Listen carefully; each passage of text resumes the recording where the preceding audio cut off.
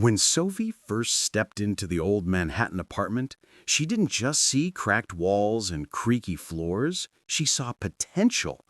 For her, every chipped corner, every uneven surface was like a blank canvas waiting for a story.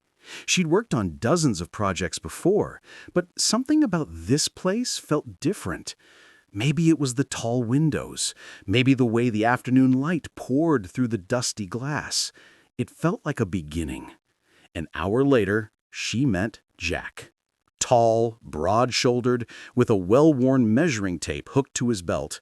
He walked in like he owned the place.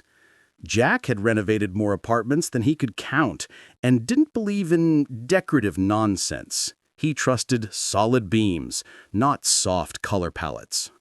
"These walls are load-bearing," he said, crossing his arms. "And dreams aren't," Sophie replied, with a smile, sketchbook in hand. That was the first of many arguments. They clashed over everything. She wanted to open up the kitchen. He insisted it would be a nightmare with the plumbing.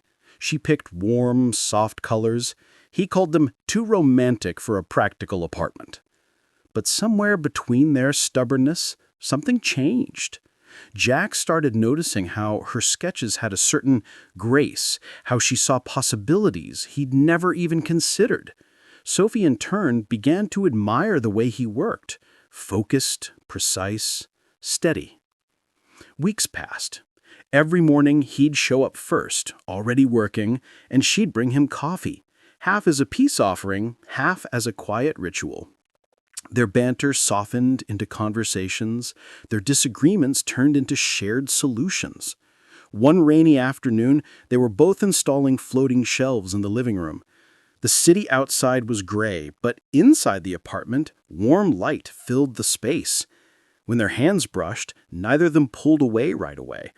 Jack's heart beat faster than he expected, and Sophie's sketchbook lay forgotten on the floor. The project wrapped up a week later. The once tired apartment now gleamed with life. Sunlight danced on the freshly painted walls, the wood floors shone, and every corner carried a piece of their shared vision. Jack stood beside Sophie, both silent for a moment, just taking it in. "You know," Jack said, finally, his voice lower than usual, "I wouldn't mind building more than just walls with you." Sophie turned to him, her smile soft and warm. "And I wouldn't mind designing more than just a home."